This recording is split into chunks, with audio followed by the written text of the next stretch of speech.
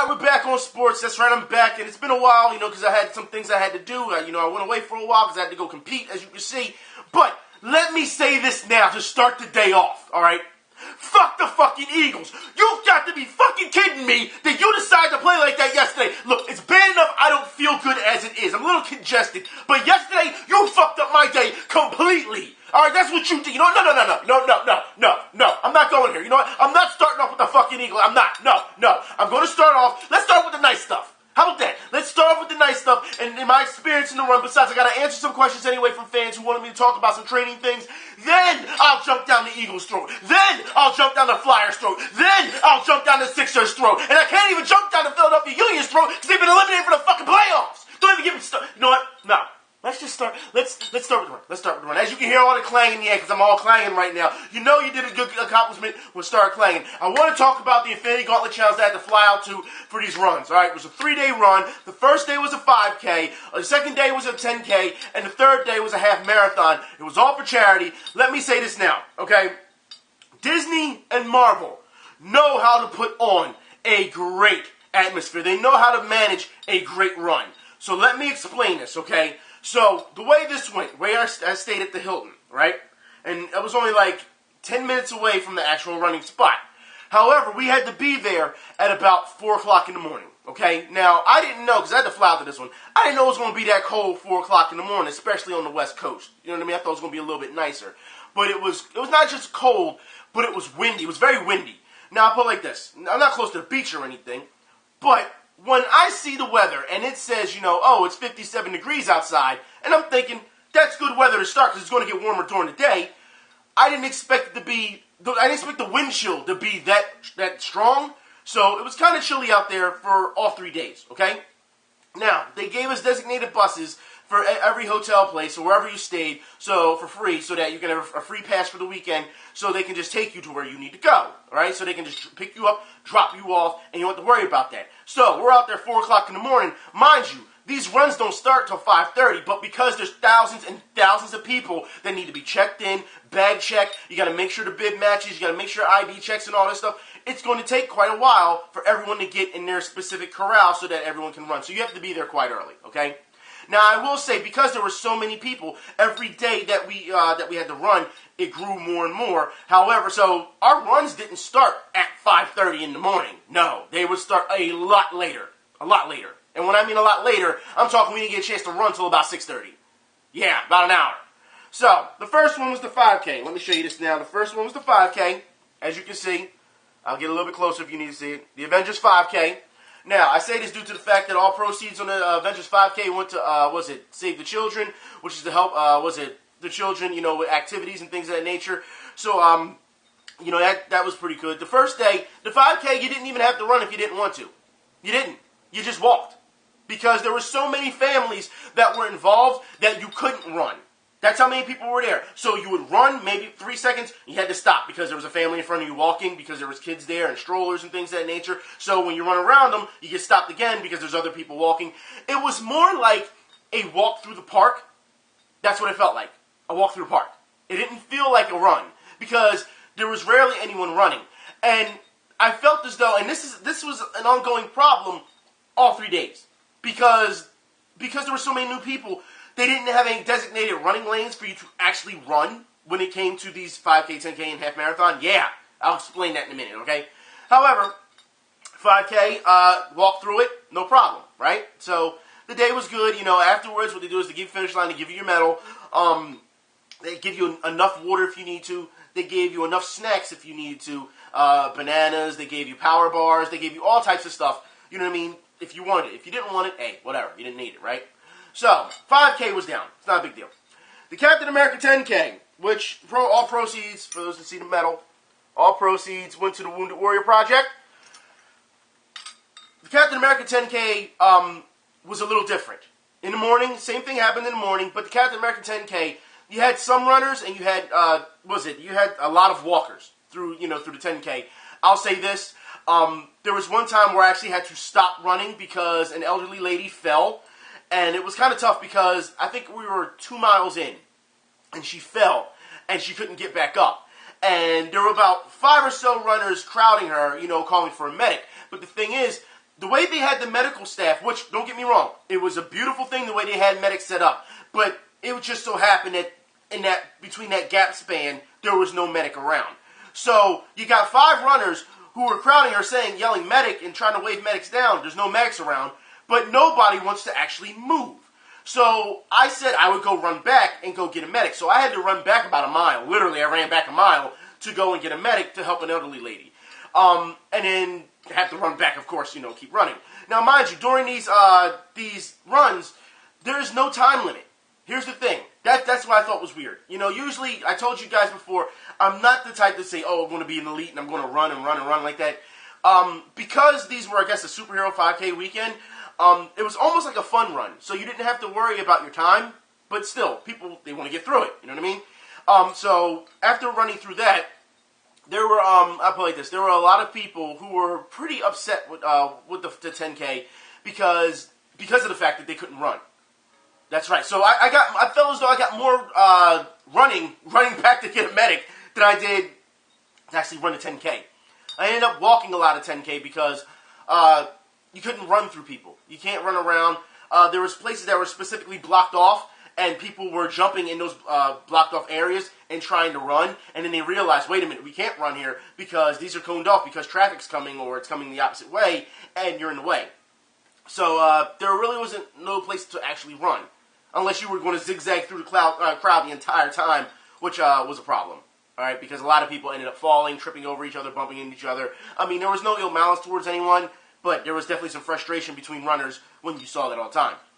I will say there were a lot of great outfits during this run, specifically during the Captain America 10K. Of course, everyone's going to dress up as Captain America, but then you have people who were dressed up as the Tick and Arthur. You have people, I saw this Ant-Man, this couple, which I think was the best costume of the weekend.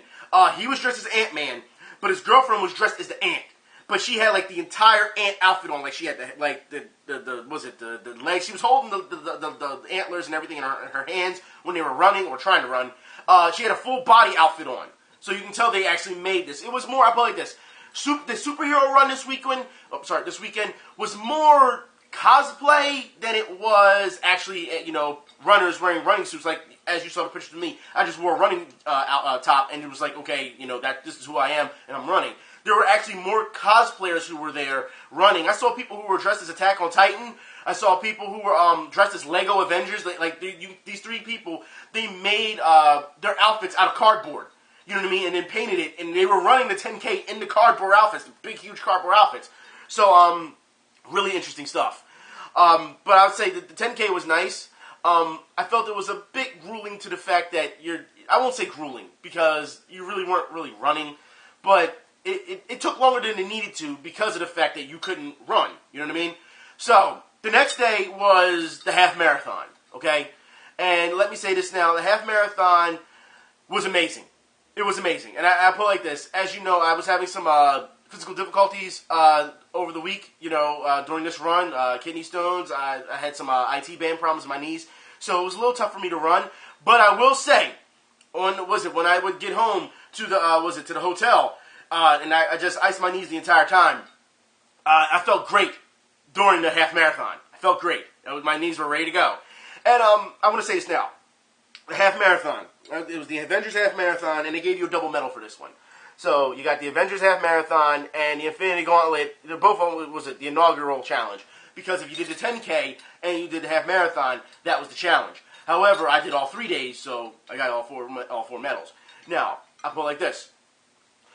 This half marathon, had to be probably the best half marathon I've ever experienced. I'll say this now. Because, of course, shooting right out the gate. Now, let me say this now, all right? They had to add extra corrals to this marathon because there were so many people. It was packed. I mean, just people on top of people on top of people packed. Now, when we got there on that day, they had a party. They had like this light show, this blow-up light show. I mean, everything had a story involved, which was kind of interesting that this is the first time they've actually I've ever been involved in a story-themed half marathon. You know what I mean? Like they were saying, because it was a superhero thing and it was a Disney thing set up, the Tesseract is missing, and all you runners are trying to retrieve it for S.H.I.E.L.D. and things of that nature. They actually had the characters like Captain America and Thor and all them. They had all these people who were there. So, like, since it was a fun run, you could stop at a station and take pictures with Captain America. You actually had to sit in line, you know what I mean? And, like I said, time didn't matter. But you could take pictures of Captain America, Thor, Hawkeye, Black Widow. Like, it was really interesting to see how they put on this marathon, because I'm thinking to myself, this is going to be a straight run, no intervening, no type of distractions. But you're running and you're seeing all these characters, and runners are pulling over to go take pictures. You know what I mean? So it was really interesting. I want to say this: half marathon. It was the way they designed the course was pretty interesting, due to the fact that it wasn't just flat land, street, bending corners and things. No, they actually took you on the dirt roads. And the roads got really narrow. So when you actually tried to run, runners were bumping into people who were taking a break and walking, and they were running into each other. And it definitely was a problem. Under underpasses and ravines, and it was really interesting to see, getting under highways and most of the dirt road. I'll say this: Disney planted. How you have your people who do cheerleading and things of that nature. They did a really good job at putting them in dead spots, especially under ravines and things. And characters, like, the entire X-Men cast was, like, sitting under the ravine waiting for you so they can cheer. Dr. Doom was sitting there waiting for you to cheer Magneto. You know what I mean? Like, it was really interesting to see how Marvel and Disney put this on. So I thought that was an amazing thing for every dead spot that you've seen. Because, like I say, running on the street and getting the local support was great. And seeing the bands from high schools and things were great. But then when you got in the dead spots, like I said, where you're going off-road, and you're not, you're really not in that much of a public area, and people can't see you, in dirt roads, under stuff because you're underpass, and to have people there to still cheer you on, and to have people playing music and things of that nature, I thought was really great. The best part of the half marathon, and I'm going to say this because, like I said, the proceeds for the half marathon on the third day went to Operation Smile, which was corrective surgeries for children. Getting to the Anaheim, the Anaheim Angels, their stadium. You get to their stadium and you run through the stadium. And first time I've been there. But it was an amazing thing due to the fact that when you're going through the stadium, the way they set it up, they had a band there waiting for you to cheer. You ran around the track. They had a band on the, on the green. You know what I mean? Right on the pitcher's mound. And they were all like wearing like Captain America outfits. And they had like the big screen up so you could see all the runners. When you're running through the stadium and you go out the stadium, once you get into the parking lot, they had, and it's not cosplay, they had legit soldiers there cheering you on. They were all in their soldiers' outfits, waiting to high-five you. They had people swing dancing, like they literally had like a setup for swing dancing in the parking lot. So people, like, it was really cool. They had all of these retired veterans there. It was amazing. I just thought that was one of the best things that I've ever run through. To get through the parking lot, to go through, because when you first get to the stadium, they had the water station, and they had people cheering you on still. But then when you go through the stadium, and then you see all the bands and all, and then you come out the stadium, and all the soldiers literally, as soon as you come out, it's like almost like it's going through a corridor to get out the stadium, and the soldiers are just waiting there for you on each side. You know what I mean? You can do it and everything. It was really cool to see. They had the Humvees out there, they had everything, so it was really nice to see. The toughest part, grueling part of this, I will say, is when I hit the 10-mile mark. Coming across the bridge, coming on the downslope, coming across the bridge, IT bands start to hurt, and I pushed from the 10-mile course to the rest of it. I pushed it. But I thought some of the signs were really inventive. There was a lot of local people giving out free candy, and it was funny because they're holding up signs that say, free candy from strangers. You know what I mean? And they're having you Twizzlers and stuff like that, just to keep your energy up.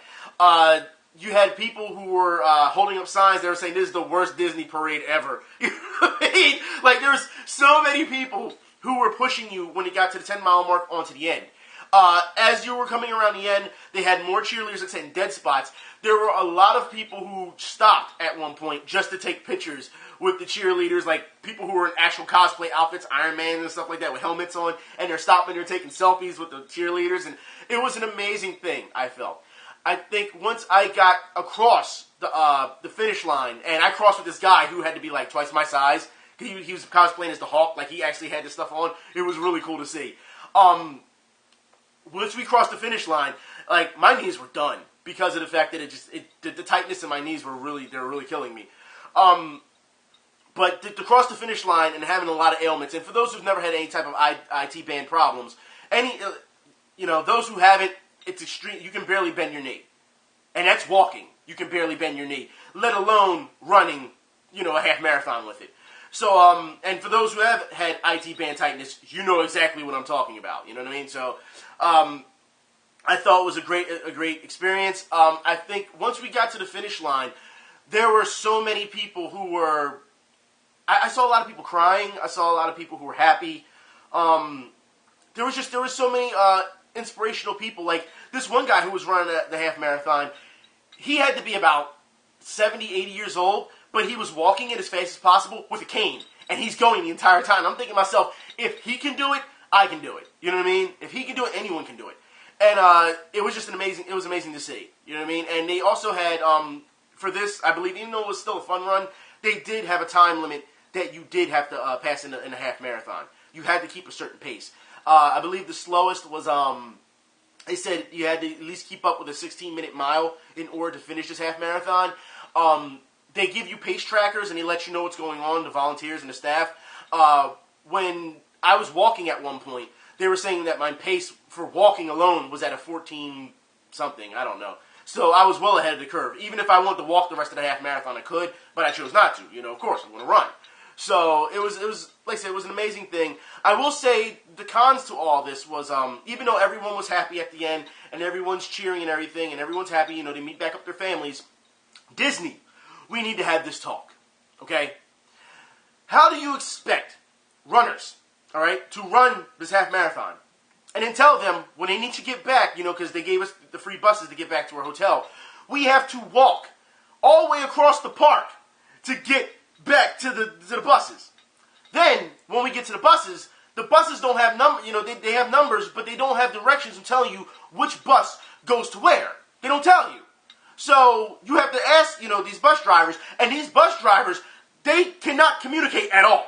At all. I'll say that now. Because anyone who saw what I said on Twitter, it was absolutely ridiculous that lady, I'm asking you, hey look, does this bus go to the Hilton? And yes or no? Or you don't know. It's that simple, all right? Don't make me have to get up because I'm in a lot of pain.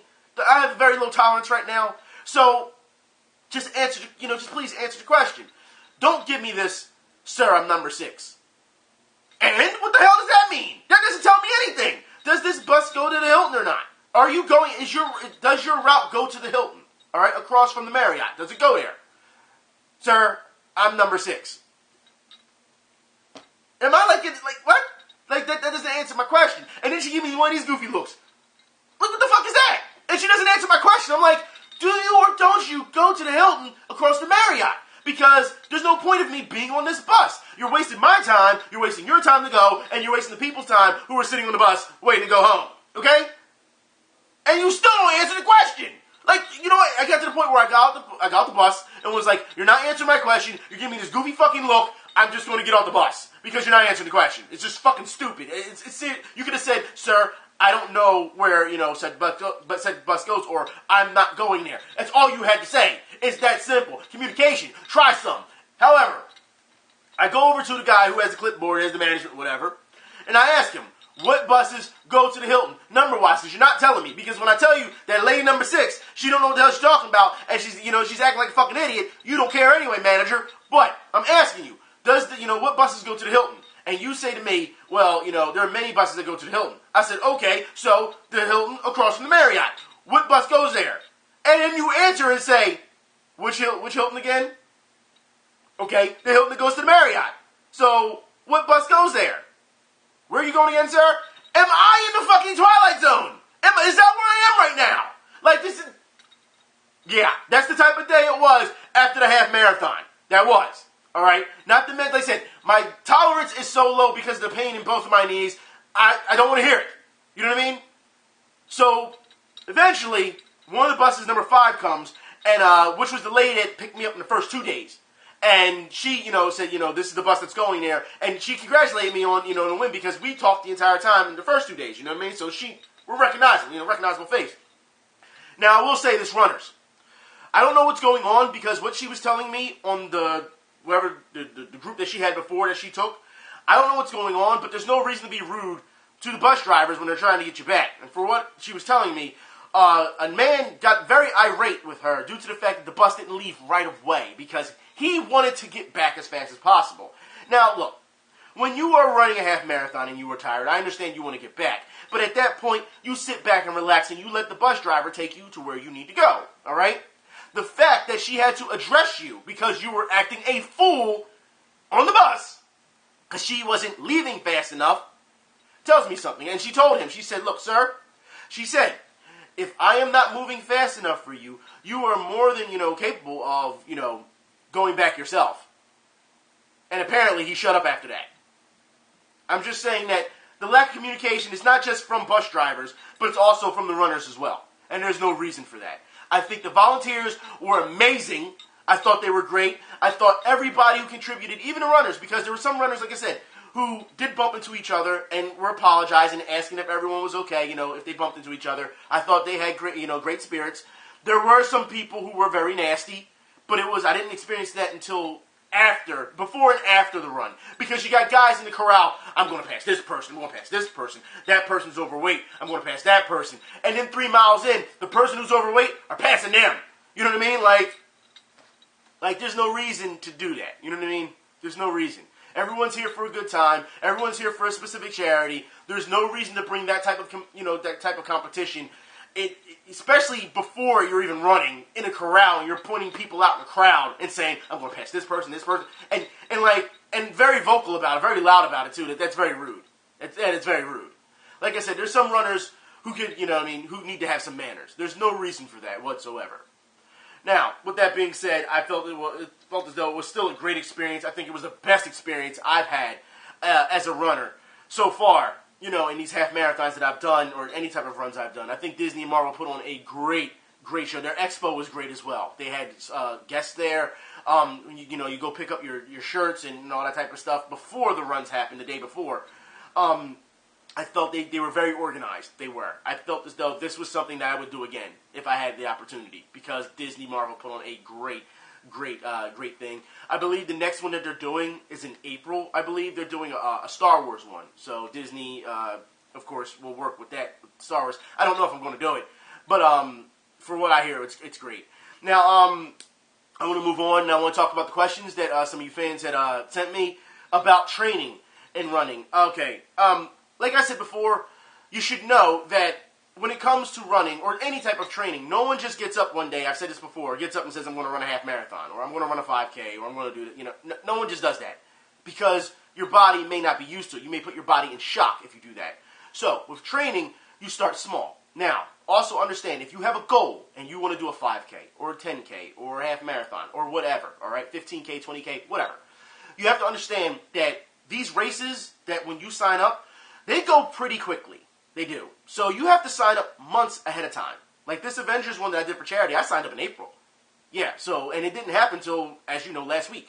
So that gives you more than enough time because you have to understand, it's almost, when it comes to any type of registration, all right, doesn't matter if it was registration for a run, doesn't matter if you were trying to sign up for a tryout somewhere, it doesn't matter if you're trying to pre-order a game, it doesn't matter. You should know, there are always diehards who are sitting at their computer waiting for opening time.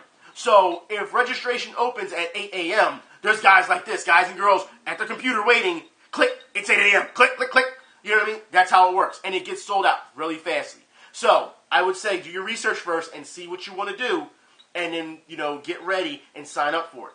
Once you sign up for it, give yourself a couple months so that you can train for whatever it is, all right? Because I don't know each and every person's, body. I don't know. Only you know your body. You also know your ailments as well. So if you're going to train, you start small. Now, I would suggest, first off, you got to get the right shoes. I think I should do a video on that next week, just on the right shoes. However, after you get your right shoes, remember your training regimen. Now, when it comes to training, I would suggest, and I'm not saying people just try and pull a fucking Rocky, put on your shoes, get your sweats on, and go run outside. No, that is not how it works. I would suggest you start on a treadmill. That's what I would suggest. Now, mind you, when you start on a treadmill, you have to simulate what outside really feels like, all right? So, on every treadmill run that you do, also understand that you should do a 1.5 incline on your treadmill when you run, okay? Start at a small pace, all right? Because like I said, you build yourself up. Start at a 16-minute pace, all right? And if you need to, depending on the type of runner that you aspire to be, there's runners like myself who just run consistently at a pace, at a pace, at a pace. There are also other runners who run in intervals, all right? So you run really fast for like a minute or so, then you stop and walk. Then you run really fast again, and you start and you stop and walk. And you still keep a good pace. You keep the blood going. You know what I mean? It's up and down, up and down.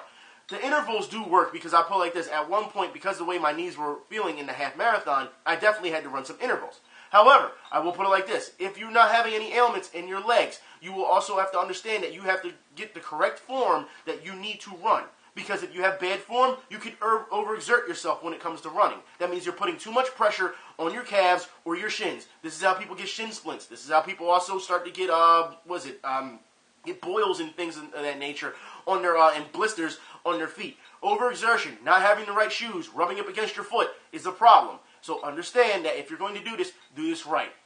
So also, like I said, make sure you have the right form. Make sure that you have, you're straight up when you're running. You don't want to be hunched over like this and running. No, that doesn't help you any. You're putting too much pressure on yourself. It's too much pressure on your lower body.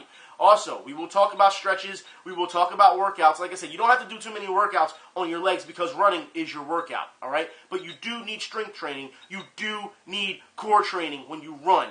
Core training is absolute when you run.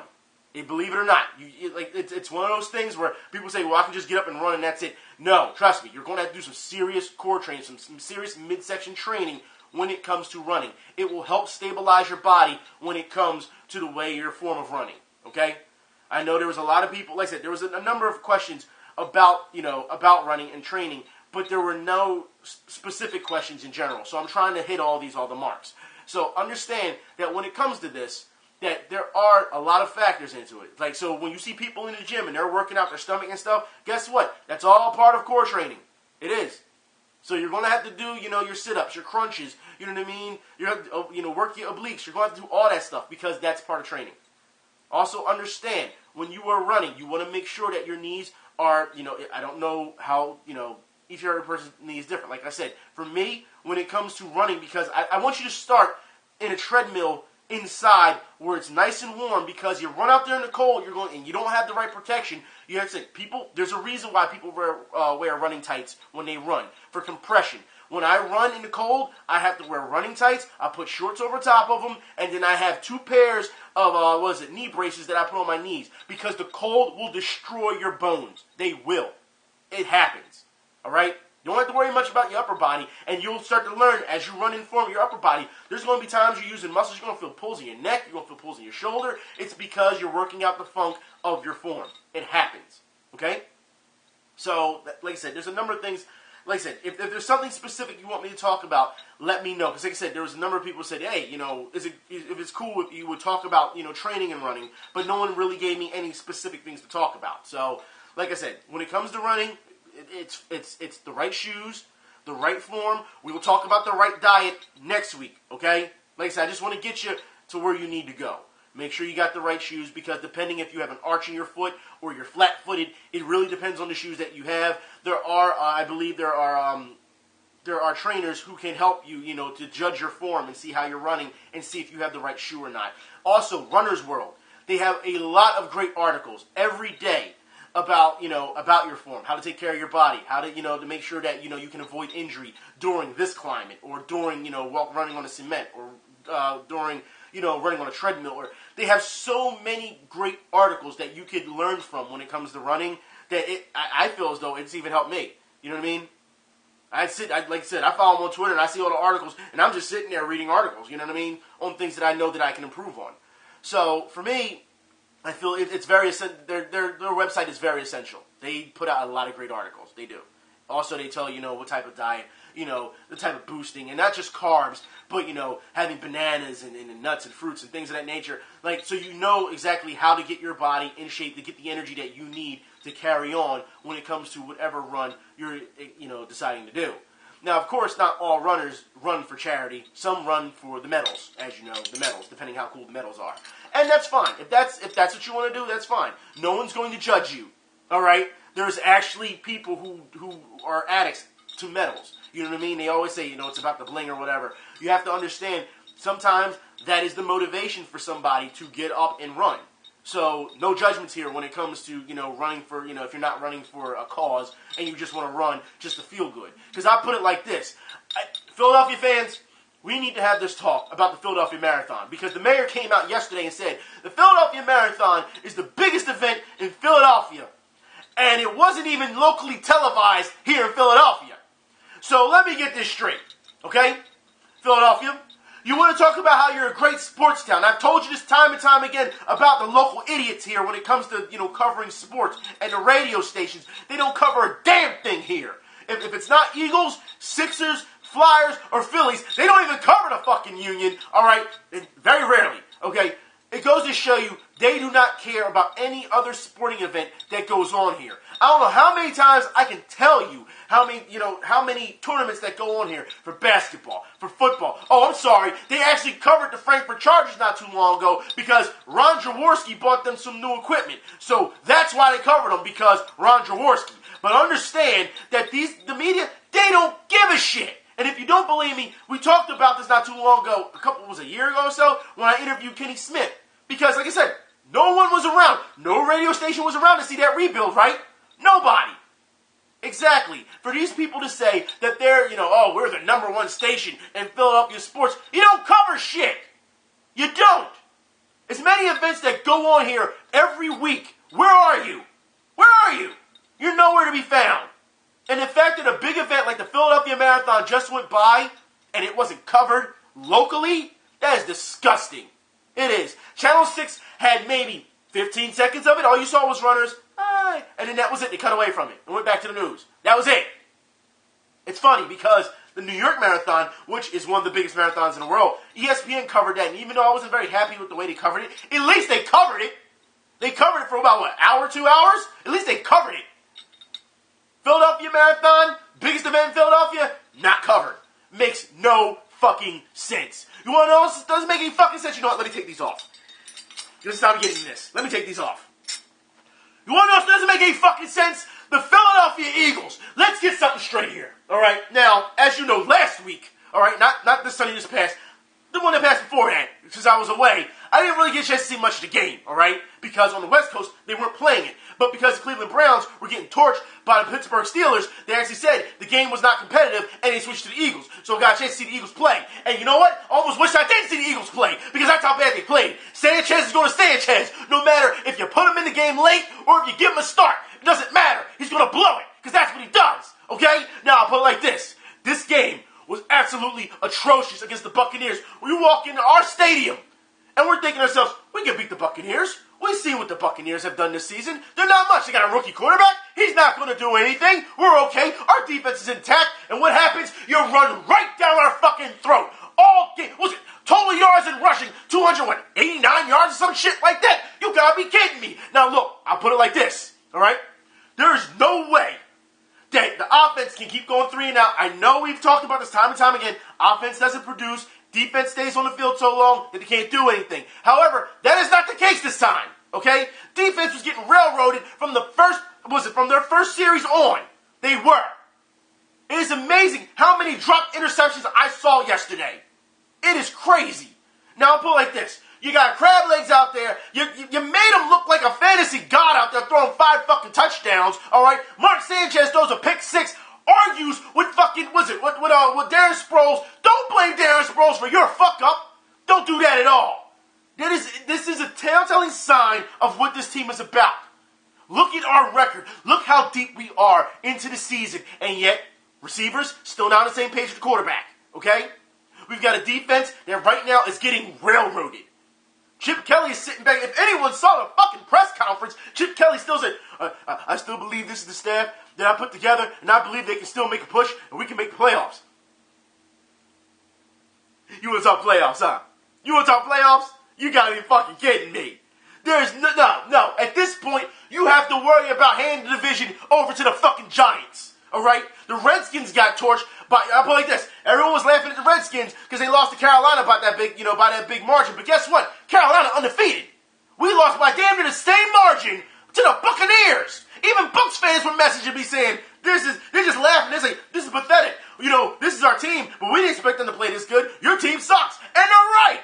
They're right. There's no way that the Eagles can play this way. And every fucking fan, as far as I'm concerned, that's wearing green has a right to be upset.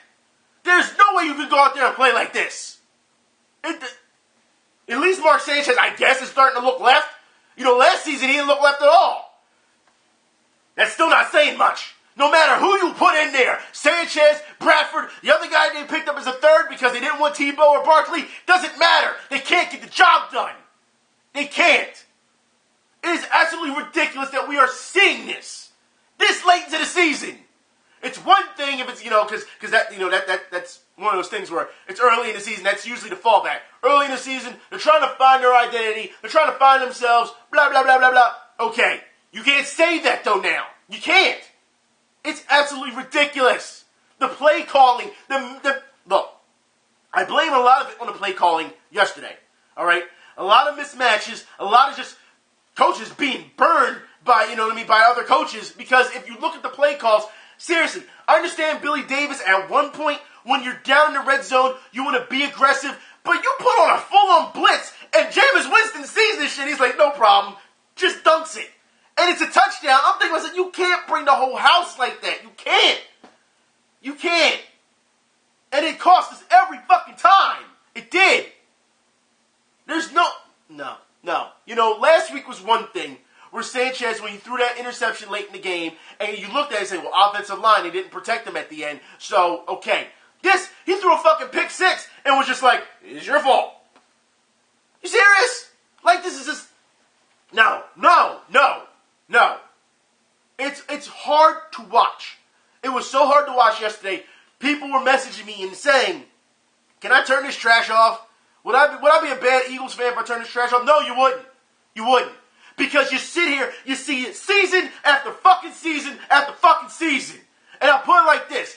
Chip Kelly, a lot of people saying it's time to go. If he goes past 7 losses this year, send his ass going. That's how I see it. The previous 2 seasons, you won with Andy Reid's squad. All right? And you made the playoffs one season. You didn't make the playoffs the other season. But you still had the same consistent record. Did you not? Okay.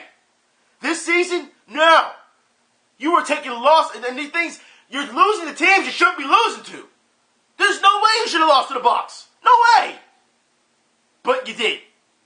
I don't know if you just underestimated them or us fans underestimated. And here's the thing. All right?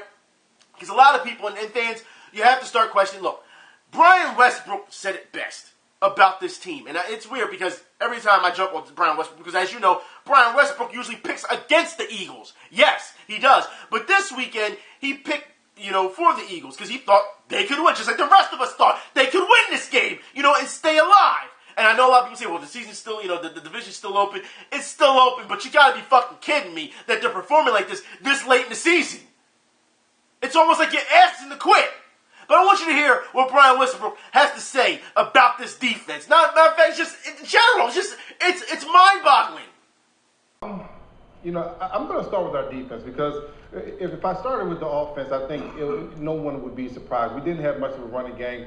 Mark Sanchez looked like Mark Sanchez always does, turns the ball over. But our defense was supposed to be our strong point of our football team. It was supposed to be the front seven, being able to stop the run. That didn't happen today. We're talking about a new and improved secondary. Well, 5 touchdowns later from a rookie quarterback. That didn't happen today. I'm seeing something from this defense that I never thought they would. They're having teams play power football running down Fletcher Cox's throat, Benny Logan's throat, Cedric Thornton's throat. Now, I'm talking about we brought in Kiko Alonso as our linebacker. I saw him today looking soft. And I hate to call players soft, but he looked pretty doggone soft today. I'm talking about a middle linebacker supposed to hit a guy in the mouth, shut him, and make a play. I saw a middle linebacker today taking sides and allowing the running back just to go to the other side of him. This is not the type of team that we expected here in Philadelphia. We're expecting a hard, physical, a team that gives effort on every single play, every single game. That's not what we got here today from this football team. And we're talking about we're good. We can beat the Dolphins. We can beat the Bucs. but we can't even beat ourselves. We look really, really bad today. The coaches should be ashamed of the effort that their football team put on the field today. I think that. So for all you Kiko Alonso fans, yeah, because you were so hype on him, oh, he's going to be great, because he had one-arm interception at one time. He was getting torched all game. Scored on, getting busted. He just called him soft. And you can't deny this. That's the thing. You can't. It was there. It was seen. Now I'll put it like this. Coaching. He's right. Coaching should be ashamed, but coaching isn't ashamed. And that's the thing. If you watch the press conference, Chip Kelly was just like, don't matter. There was not a care in the world. Granted, you're not going to see that much emotion from a lot of coaches. You're not. But when you get beat like that and you get embarrassed like that, you damn well better say it. You better you know what? This is frustrating. We're going to fix this as fast as possible. There needs to be some type of emotion. And he's just like, I don't care. We got to get ready for Thursday. When we play against the Lions. And I believe in everything. It was way too much of I don't care attitude. Way too much of it. And you know what? When the coaches have that I don't care attitude, then the players have that I don't care attitude. You don't want to point the finger, but now you have to start saying, okay, before we didn't want to point the finger, but now we have to say, no, time out. This is just not what we signed up for. This team doesn't pass the eye test. It just looks bad. It's bad on defense. It has no emotion from the defense because the offense can't produce. The offense can't produce because we have a lack of talent. We have a lack of guys up front to protect. We're losing more in the trenches every single week. We lost on the offensive trenches and the defensive trenches this week. And so we have some problems that will not get fixed in one draft. I guarantee you that. There's no way that they can fix all the problems on this football team in one draft and one offseason. But my issue is the complacency. And we talked last week a little bit, certainly after the game. We talked, various outlets said, why doesn't Chip Kelly make a statement? You were on that team when George Hegeman got cut, or that was your era anyway. Why doesn't Chip Kelly cut Miles Austin, cut Riley Cooper, cut some guy who's playing like he's asleep, and send a message to this team? Nothing. I mean, nothing. And they came out like, guess what? We can do whatever we want because we're not playing for our jobs here. We're okay. We're taking the paycheck. Everybody's taking the paycheck, and they're doing their thing. There is no fear of having to play well or else. None of that going on. So now, while that does sound ideal when it comes to cutting people, you just can't cut people just to cut people, to get a rise out of people. That's not how it works. Besides, let's be honest, okay? He just gave Riley Cooper all that money. He's not going to cut Riley Cooper, all right? Or Miles Austin. He's not going to because Chip Kelly, as he's already said, believes that these people can pick themselves up and play to a high elite level. I don't know where the hell Chip Kelly thinks this, but we haven't seen it all season, but he still believes it's going to happen. I don't get this. But I'm just saying that you shouldn't cut people just to cut people, just to get a rise out of somebody. But because that sends a bad message to the locker room. However, there does need to be a message sent because it does seem like people aren't caring. But like I said, it starts with the coach. And if he's not going to do anything about it, then the players aren't going to do anything. And we've seen this time and time again. We saw this with Andy Reid near the end of his tenure, did we not? Andy Reid was just like, let the players do what they want. And then the players started getting real cocky about things, did they not? And then they started wanting to fight with the fans and carry on what they wanted Andy gone. So this is something that we've seen before. History is repeating itself, just in a different way. That's all it is. I just feel as though if the Eagles are going to do this, if they're going to try and make a push for the playoffs, at this point, I don't even think they'll make the fucking playoffs. It's not about having hope. It's looking at the body of work. Look at it. You can't deny it. The fact is, these guys right now are not playing to their standard. They aren't. There's a lot of people who I get so sick and tired of seeing, okay, you got to tackle, let's celebrate. Or, how about this, a secondary player, defensive receiver, and the receiver will drop the ball without the secondary player doing anything, but here goes the secondary player afterwards, or either the quarterback or safety. You didn't do shit. He dropped it on his own. You didn't do anything, but you're still going to celebrate. I don't understand this. I don't. And we see this a lot as a league. All right, these guys, I hate to agree with Westbrook because every time Westbrook opens his mouth, I always have something to say about him. But this week, he's right. These motherfuckers are soft. They soft. That's how I feel. There's no way you can sit here. And here's the thing. You still haven't learned Chip Kelly. DeMarco Murray, as we saw when he was running, when you run him downhill, he can get through those tackles. He can go. And then what did you try to do again? Try to bounce him to the outside. Stop.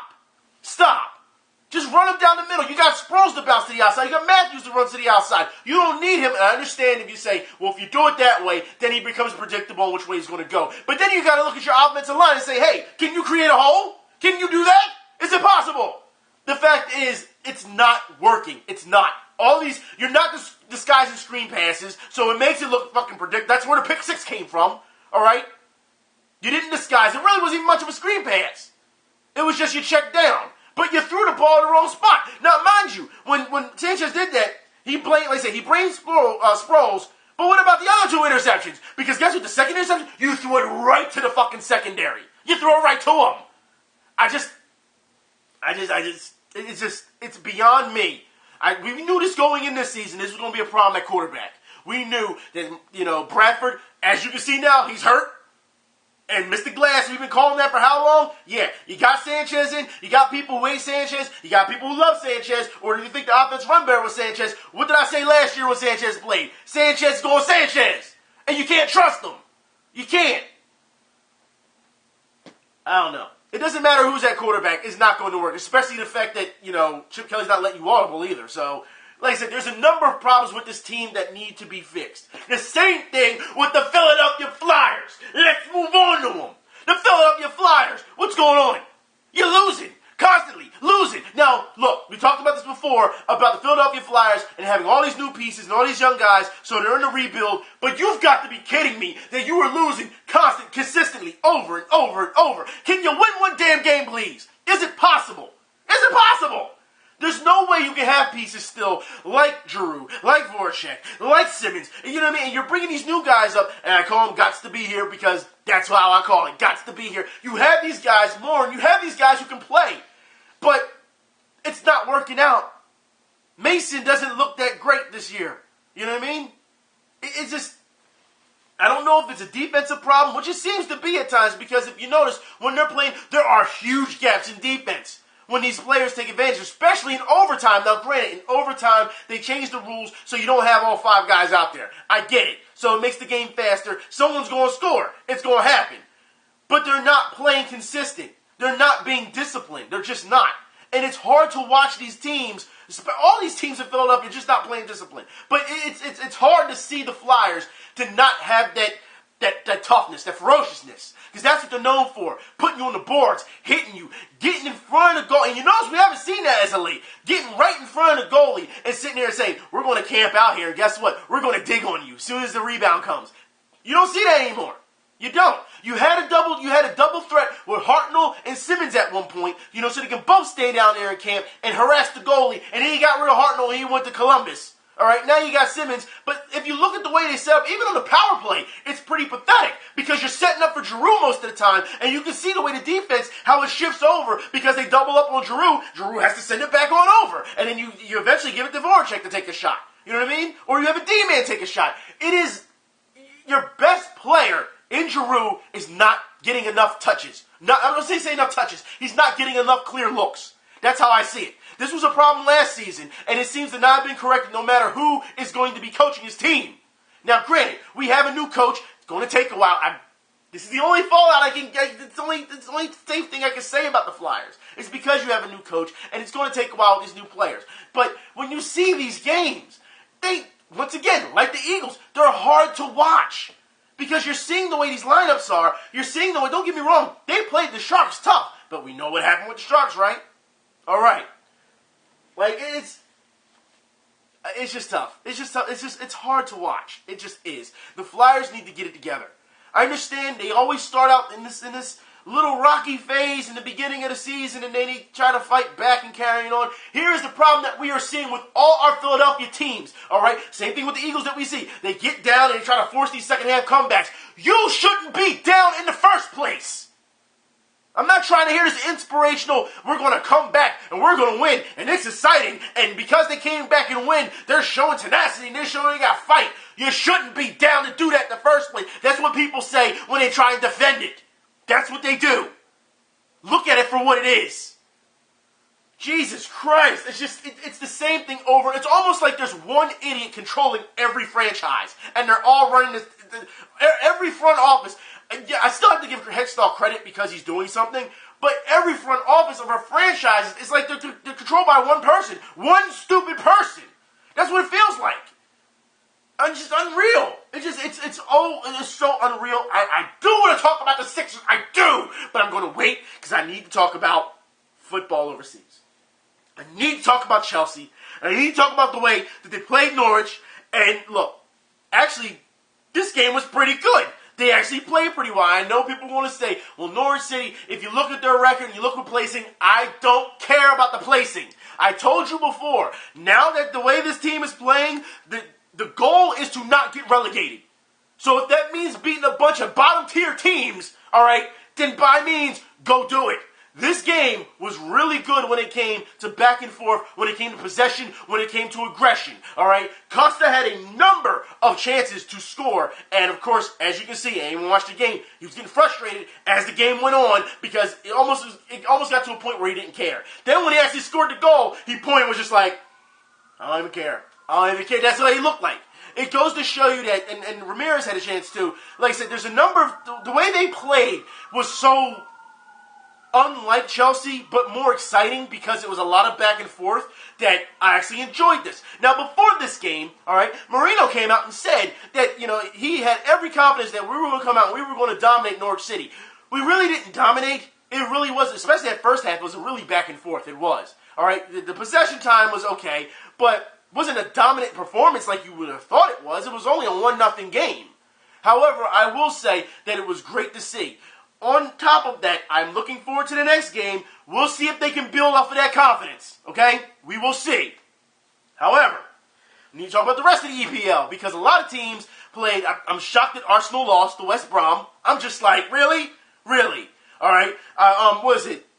Swansea, they lost. Swansea, I wanted to give it the flop of the week, but I can't. I can't give it the flop of the week. To see that guy flopped, and then they got a penalty kick afterwards, and then, as you know, they tied the game.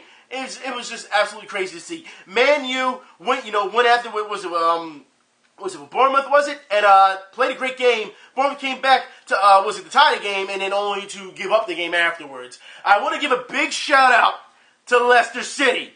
That's right. For those that don't know, Leicester City has now taken sole place of first place. That's right. And has shocked the EPL world. On Saturday when it happened, I cannot tell you how many people on Twitter was like, what? Are you serious? Like, yeah, because it was crazy to see. And I said it last season. If you watch the videos from last season, what did I say? Leicester City plays with reckless abandonment, and you should watch what they do because that's how they play. And it's worked out for them. All season, if they didn't win, they were doing what? They were getting ties, weren't they? They were still accumulating points and things of that nature. They were working the system. And now it is working to their favor after their hard work. As long as they keep playing the way they are going to be a serious threat. We don't know how long this is going to last due to the fact that it's only a 2-point difference, but you got to give them credit for being damn near at the bottom of the barrel to be first place. Almost relegated to first. That is a huge accomplishment, and they deserve credit for that. So congratulations. I will say this. We need to look at the standings right now for the EPL.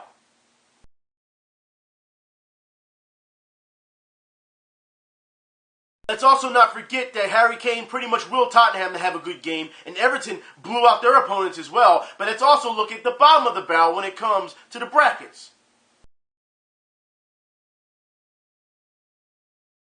Be honest, right now, the way I see things, I think Bournemouth can make a climb out of relegation zone. I think that Newcastle is going to take the place, but I also think that Aston Villa and Sunderland are going to stay there. I think they are going to. So I think they're going to swap spots with Newcastle, and Newcastle's going to be in trouble. That's for right now what we've seen, unless someone has a burst, or anything that we see, a big pick-me-up. But that's how I see things right now. Chelsea still has to keep moving. Just stay in the middle of the pack. Seriously, until next season. You don't need a lot of money to get back to the top. You don't. However, you need a lot of discipline. I'm hoping that Chelsea learns from this season and realize you can't have a big head going into something like this. Regardless, champions or not, these people are looking to take your heads off and take your championship, and they've already succeeded. Hopefully, you learn from this. Jesus Christ, I am so tired of seeing it. You know what? This week there was a lot of flopping in the EPL. But, like I said before, when it came to Swansea when they flopped, but it doesn't top what I saw in basketball this week. That's right, Griffin Force, flop of the week. You should know it goes to the Milwaukee Bucks.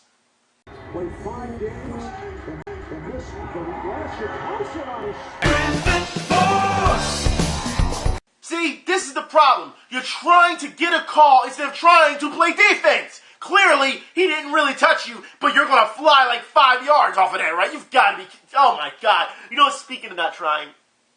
Oh, my God. The Philadelphia 76ers.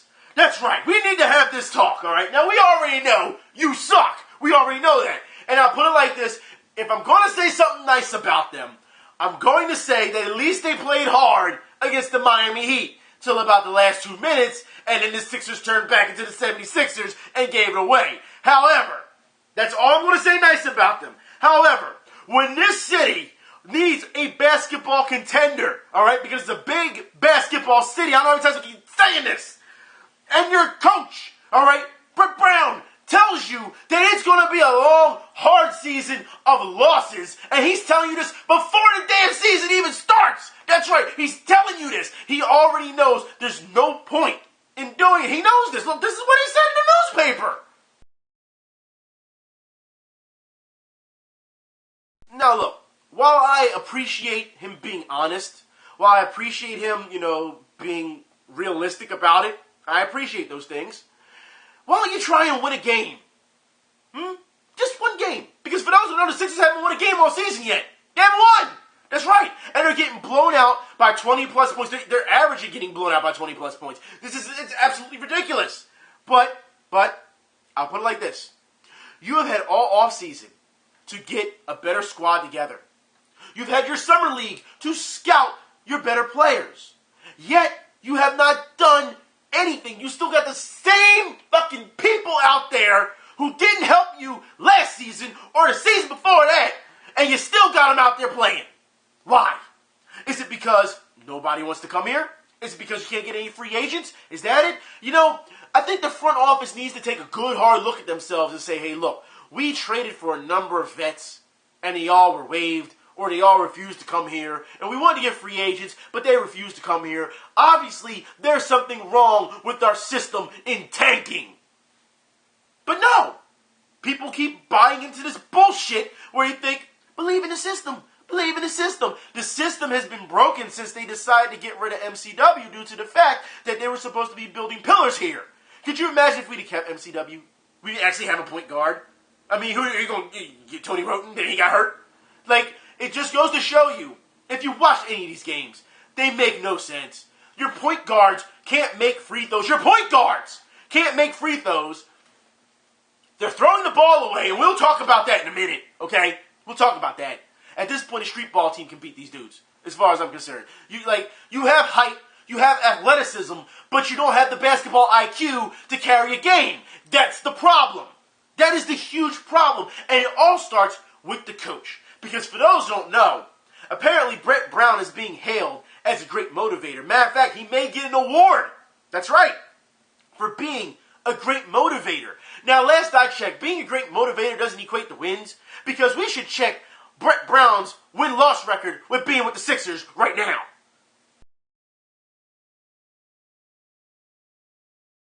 And that was before they played the Miami Heat, so he's 37 and 141 now? It is ridiculous that you are sitting here motivating, and they're not equating to wins. I don't understand how you even are, acknowledged possibly getting an award with a record like 37 and 141. You've got to be kidding me. Is this some type of, world it's a bizarro world that if you just keep playing bad, then eventually someone will feel bad for you and give you something? Is that how it works? Because that's not how real life works. It doesn't. It is absolutely pathetic that this team is on the court and these lineups make no sense. You got Flash Thompson still sitting out there thinking he's the man shooting the ball. Why is he even out there? Why? You got Covington who hasn't hit 3-pointers in God knows how long. He came out of his shell against the Miami Heat. But before that, he didn't make a 3-pointer all damn season. But you keep them shoot, huh? Keep shooting. It makes no sense. None of this makes sense. You don't set up the offense in a half-court set, right? You just got guys running around. There was at one point where, one of the point guards. At this point, it doesn't even matter who's out there. Every time there's a starting lineup, people are saying, who are these guys? It doesn't even matter who's out there. But seriously, do you have times where you're beating the point guard and instead of laying the ball up, you kick it out? And turnovers on top of turnovers on top of turnovers. You know what? It makes no sense. Let's see the turnover ratio in the previous, I'll just say week, of the Philadelphia Sixers and how they played against teams. 27 turnovers against the Mavs, 31 against the Pacers. Oh, but you went back down to 18 at that point. For those who don't know, the Sixers average 17.1 turnovers a game. That is the league's worst. That's right. And the Lakers, I believe, are behind them with like 15.2 or something like that. But you've got to be kidding me that you think this type of basketball playing, like I said, you're shooting yourselves in the foot. You're not even shooting yourselves in the foot. You're chopping yourselves off at the knees. That's what you're doing. It's absolutely ridiculous that I'm sitting here watching these games, and God forbid, if I don't watch these games, someone's going to be like, you're not a true Sixers fan. When you watch these games and you see how bad they are, and you see it's, like I said, lack of IQ. Okafor doesn't do but so much. I told you before, people were kissing his ass. Oh, he's having 20-point games, 10 rebound season. Yeah, guess what? He's been down now to about, 10 points a game? 7 rebounds a game? It goes to show, I told you, as this season goes on, it's going to teeter off because defenses are going to adjust. They are. Is he a talent? Yeah, I'll say that. He's a talent. He is. He's one of those guys you should keep on your squad. He is. However, don't expect this breakout every time. Will he probably get Rookie of the Year? It's possible. But we've seen that before what happens when we get Rookies of the Year, now haven't we? The fact is, the Sixers are a train wreck. They are. And if you just want to watch these games, or you want to go to these games just for sheer entertainment, because as you guys have said, even though your team is bad, at least the floor looks nice. At least the presentation is nice. Yeah, because that's all they got. That's where they spend all the money. Because they can't get anybody to come to the games to watch competition. People go to the games to watch said team come into our stadium and destroy us. That's what it is. If the Cavs come in, people aren't coming to see the Sixers play against the Cavs. They're coming to see LeBron James destroy the Sixers. That's how it works.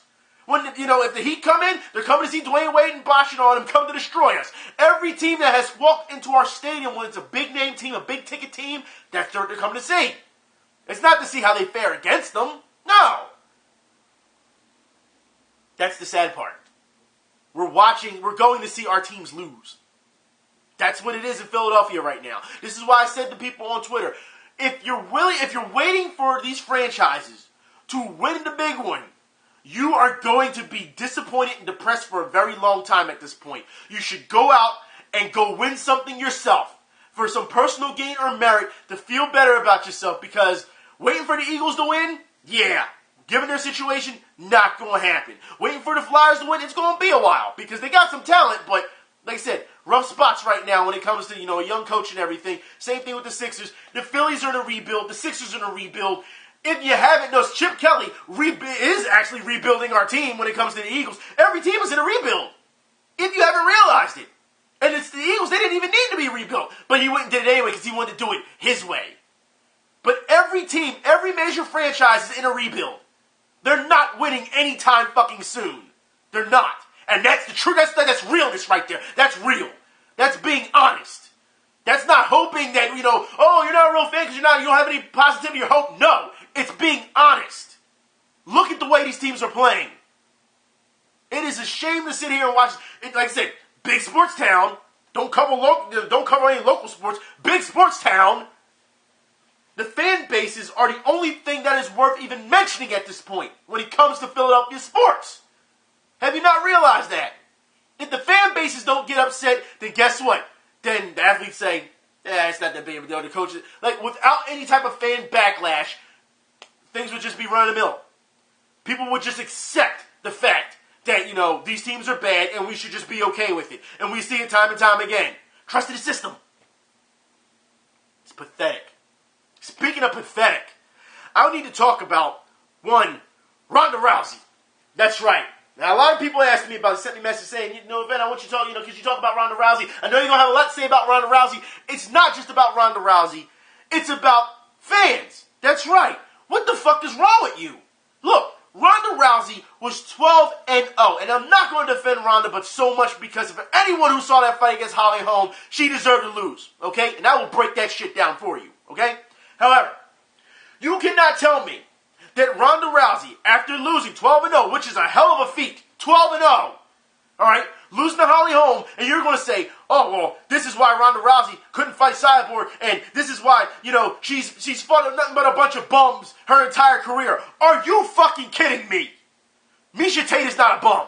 All right? Kat Zingano's not a bum. You do realize that Ronda Rousey is an Olympic bronze medalist. You gonna tell me she fought a bunch of bums there too? Look, let's be honest here. Ronda Rousey beat Ronda Rousey. All right? And you can't take anything with Holly Holm because of what she did. But of course, since Holly Holm beat her, now everyone's catapulting her up to the sky, right? It doesn't matter who beat Ronda Rousey. Y'all were going to catapult her up to the sky. That's what it was going to be. Let's be honest. Because no one was talking about Holly Holm before this, all right? Floyd Mayweather all of a sudden taking selfies with Holly Holm and carrying on, trying to dig into Rousey. You notice, you never heard Floyd Mayweather speak about Holly Holm before all this. Never. The boxing community knew about Holly Holm, but never spoke or put her on a pedestal before this. Let's get it straight, okay? With that being said, Ronda Rousey, for those who saw the interview before this fight, Ronda Rousey had said she knew exactly what Holly Holm was going to do. She was going to create space and try to get her with a head kick, and she said that wasn't going to happen. As we know, that happened. Ronda Rousey, you should know, for a person who trains, for those who do not know her facility, trains with world-class strikers. Trains with world-class strikers and coaches, all right? Ronda Rousey, you went out there and tried to stand with a world-class boxer. You're fucking crazy. What's wrong with you? You cannot win a fight with your hands here and down like this. This is not how boxers stand. So guess what? Holly Holm had all of this to hit all day. For those who did not see, what did Holly Holm do when she guarded up, when she was getting ready to strike? It wasn't jab into two. No, it wasn't 1-2. It wasn't jab into the strong punch. No, watch the fight again. Holly Holm led with the 2, right? She led with the strong punch and then rotate out with the jab. That's what she did. And it messed up Ronda Rousey every time. Ronda Rousey was running into the gate.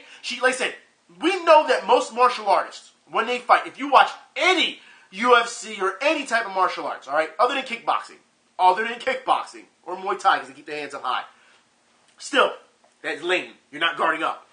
You have to understand, and I believe Michael Jai White even said this, that the best type of punch, technical fast punch, is to punch this way. You lead and punch that way. It's a faster punch. It's a technical punch. However, just because it's a faster punch and a technical punch doesn't mean that it's going to work for everyone. If you notice in the UFC, in Bellator, in any type of mixed martial arts, most martial artists, they fight down here like this. And they jab like this. Do they not? Do they not? Okay.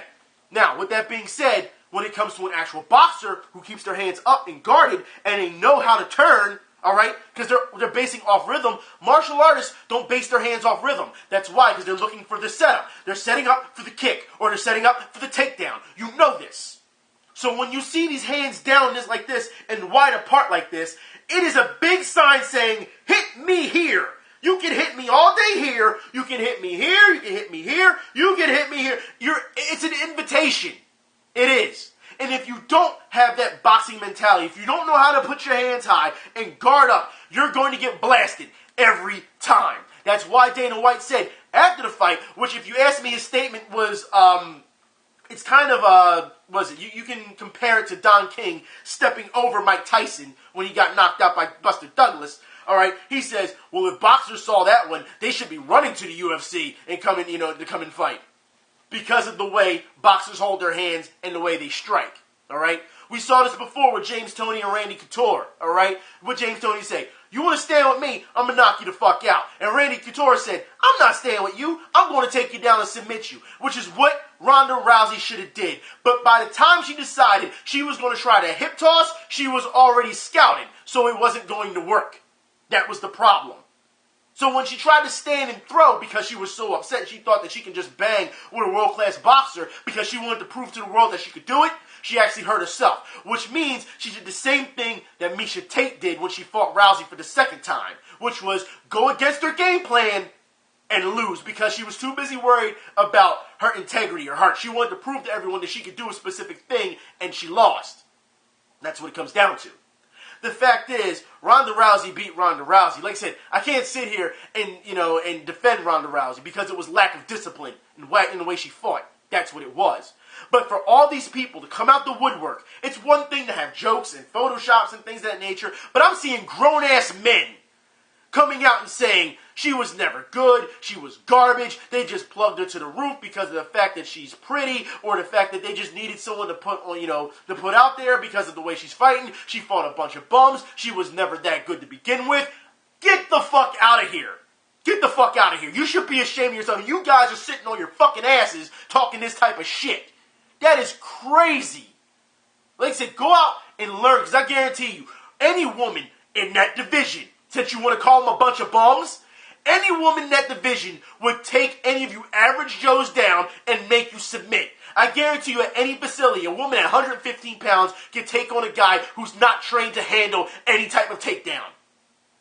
It is absolutely ignorant that I'm seeing this right now. I've seen it all over Twitter. I've listened to the radio. Like, you hear these guys on the radio talk about this. It's like I would pay to see these guys get into an octagon with a world-class grappler. Female, doesn't matter. And I guarantee you they would tear them the fuck apart. So if you want to talk world-class grappler versus world-class striker, that's different. Okay? That's different. But like I said, given the context of what's going on when it comes to takedowns, boxers aren't, they aren't trained for that. This comes down to skills, not gender. It comes down to, it's ridiculous. Absolutely disgusting. Like I said, go to an MMA class. Learn some submissions. You'll find out really quickly it doesn't matter what weight you are, what gender you are. Those pressure points, when it comes to submitting somebody, you will tap. It does not matter. Just letting you know that. It's disgusting that we see this. Ronda Rousey lost. Does she deserve a rematch is the question. Yeah, deserves a rematch. Should she take it right now? Hell no. It should not be the first thing. It should not. Let her heal up. Let her get humble, because as we know, she was talking a lot of shit before this fight. So let her humble herself up. Let her get back into training, and then let her take on Holm. That's how I see it. As far as I'm concerned, Holly Holm did a great thing. She went out there and she proved to the world that she could beat Ronda Rousey, and that she was the underdog, so everyone loves an underdog, we know that. But she did what she needed to do. She stuck to her game plan, and she rocked it. Congratulations, Holly Holm. Give her credit. But even Holly Holm has come out and said, stop banging on Rousey due to the fact that she's still a legend. And she is. You can't take that away from her. It's absolutely ridiculous how many people were waiting, just ready to pounce on her as soon as she lost. That's disgusting. But this is what happens when you get to the mountaintop and then you start beating all these people. You're always going to have people come along and want to see you fall. And then we'll decide, hey, I'm just going to bag on you and destroy you. It's just ridiculous that we see this. We see it on YouTube. We see it on Twitter. We see it on Facebook. Like I said, radio. We've seen it on TV. Like, no.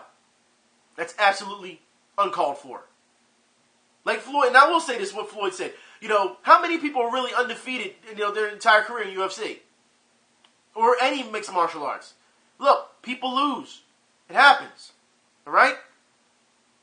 But, I guess because she was built up like she was a Terminator or something, that people thought, this is going to be, an easy walk through the park, given Holly Holm's record. But everyone disregarded her boxing background. They did. And when it came to the stand-up, Holly Holm shined. She made Rousey look like she was just another, contender. Maybe an amateur at best when it came to boxing. Even though she works with world-class strikers. It goes to show you, when you fight against an actual champion, world-class, because let's be honest here, we've seen Rousey stand with other people and throw and win. So that's not the case here, you know what I mean? But she went up against an actual world boxer, world-class boxer, and lost.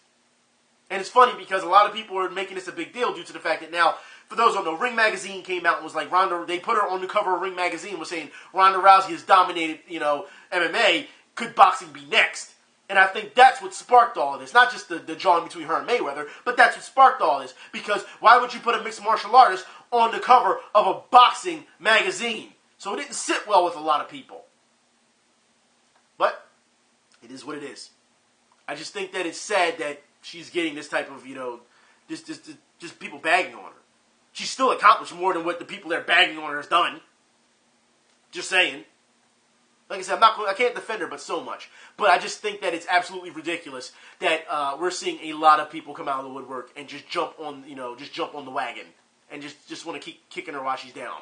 That's uncalled for. Doesn't matter if it was Rousey. It wouldn't matter if Mayweather would have lost. You know what I mean? When you have people who win so much at this point of their career and then they finally lose, because let's be honest, we saw a lot of people trying to tune in for Mayweather just to see him lose. But it just hasn't happened yet. But the fact is, we've seen this time and time again.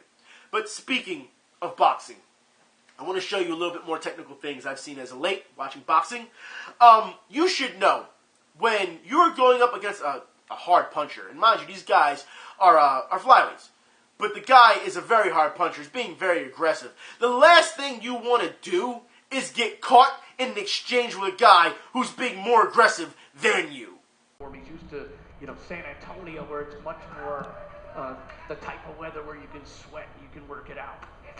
Oh, down goes a left hook by Saul Rodriguez Jr. He's hurt. He is in trouble. Now I want you to look at the ref, because he's going to give this guy a standing 8 count, okay? Just let you know.